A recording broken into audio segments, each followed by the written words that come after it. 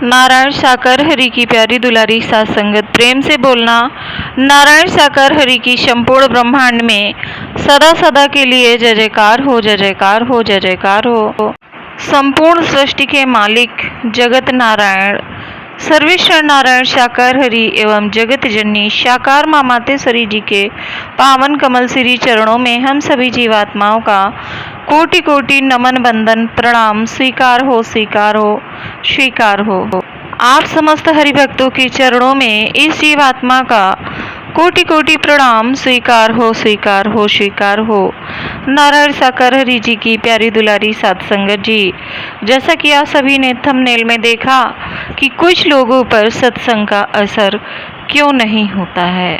प्यारी दुलारी सात संगत जी, हम लोग बहुत बार सत्य के साथ में आते जाते हैं और फिर हम सोचते हैं कि हमारे जीवन में तो कोई बदलाव ही नहीं हो रहा है, तो फिर सत्संग करने का फ़ायदा क्या है।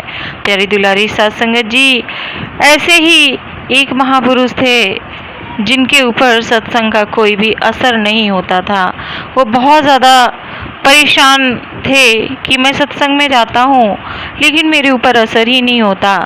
ऐसा वो विचार करके बहुत सारे लोगों से पूछते रहते थे, मगर सौभाग्य से उन्हें एक दिन किन्हीं सिद्ध महापुरुष संत के दर्शन हुए तो उनके मन में लालसा जाग उठी और उन्होंने संत जी की सेवा की और उनसे विनती प्रार्थना किया कि हे शिरोमणि संत, हमारे जीवन में सत्संग का कोई भी असर नहीं होता, जबकि मैं भिन्न भिन्न जगहों पर जाकर के बहुत ही सत्संग करता हूँ।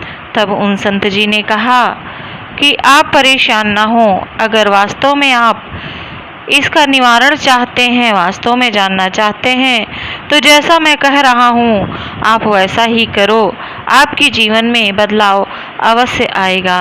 संत के मुख से ऐसी वाणी सुन करके उन महापुरुष को बहुत ही हर्ष हुआ और उन्होंने कहा, आप जल्दी से बताइए कि मुझे करना क्या है।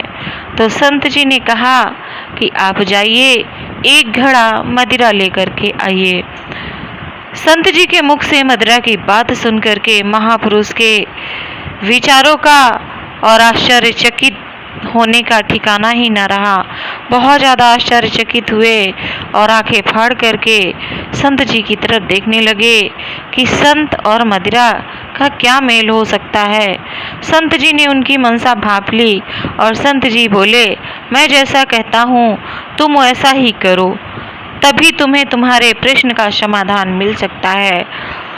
तो उन महापुरुष को अपने प्रश्न का उत्तर चाहिए था, इसलिए वो भाग करके गए और एक घड़ा मदिरा लेकर के आए और संत जी के चरणों में जाकर के बताया कि मैंने आपकी आज्ञा का पालन कर दिया है, मैं एक घड़ा मदिरा ले आया। संत जी ने कहा, अति उत्तम, अब ऐसा करो कि उस मदिरा को तुम पी जाओ। शिष्य ने आंखें फाड़ करके देखा संत जी को और बोले, हे संत जी, मैं मदिरा का रसोपान नहीं करता हूँ। तो संत जी ने कहा, ठीक है, आप नहीं पीते, कोई बात नहीं, आप गले के नीचे मत उतरने देना, आप मदिरा को बस मुंह में कुल्ली करके थूक देना, एक घूंट भरना थूक देना। इस पर वो महापुरुष तैयार हो गए और उन्होंने घड़े से एक घूंट भरा, कुल्ला किया और थूक दिया। फिर वो एक घूंट भरते, कुल्ली करते और थूक देते। ऐसा कर कर के उन्होंने पूरा घड़ा खाली कर दिया और संत शिरोमणि जी के चरणों में जाकर के बोले कि हे संत शिरोमणि, जैसा आपने कहा था हमने वैसा ही किया, हमने पूरा घड़ा मदिरा खत्म कर दिया। तब संत जी ने कहा कि आपको नशा हो रहा है क्या?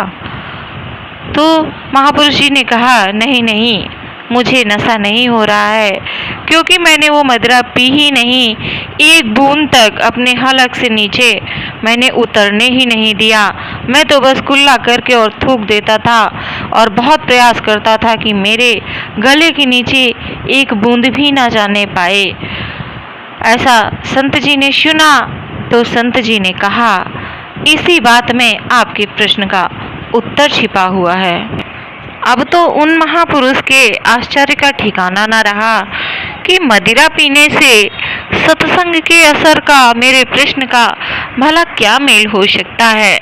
तब संत जी ने कहा कि जिस तरीके से आपने मदिरा पी और आपका अथक प्रयास रहा कि आपने एक बूंद भी मदिरा को गलती से भी गले के नीचे नहीं उतरने दिया, उसी प्रकार से आप सत्संग में जाते हैं, सत्य के साथ में जाते हैं, मगर आप दूसरे ही विचारों में रहते हैं। जिस तरीके से आपने अपना पूरा ध्यान केंद्रित कर दिया कि मदिरा मेरे गले से ना उतरने पाए, ऐसे ही आप सत्संग में जाके बैठते हैं और आपके विचार कि मुझे ये परेशानी है, घर में ये दिक्कत है, फला जगह ये दिक्कत है, इसी तरीके के विचारों में उलझे रहते हैं। बैठते तो आप सत्संग में हैं, सत्य के साथ में हैं, मगर इन विचारों के साथ में आप बैठते हैं, इसलिए आपको बिल्कुल भी असर नहीं होता है।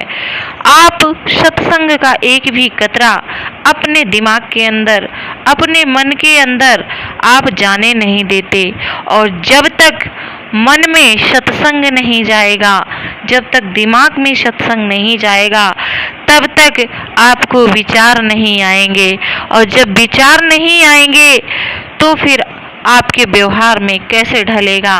सत्संग का असर तभी होता है प्यारी दुलारी साध संगत जी, जब हम सत्य के साथ में जाने के बाद में अपनी सारी चिंताओं से मुक्त होकर के तन ही नहीं, हमें मन से भी वहाँ उपस्थित होना होगा और नारायण साकार हरि जी की दी गई ब्रह्मवाणी को अपने मन के अंदर उतारना होगा।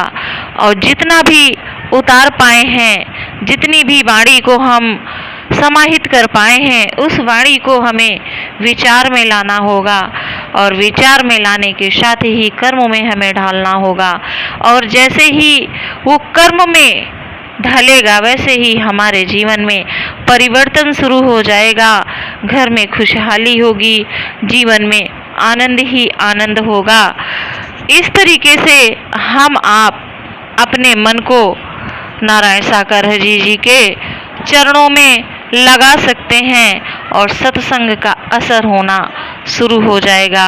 आपको ये प्रसंग कैसा लगा कमेंट करके ज़रूर बताइएगा। और ये आपका अपना चैनल है, इसे सब्सक्राइब करें, कमेंट करें और शेयर करें। प्रेम से बोलना नारायण साकार हरि की संपूर्ण ब्रह्मांड में सदा सदा के लिए जय जयकार हो, जय जयकार हो, जय जयकार हो।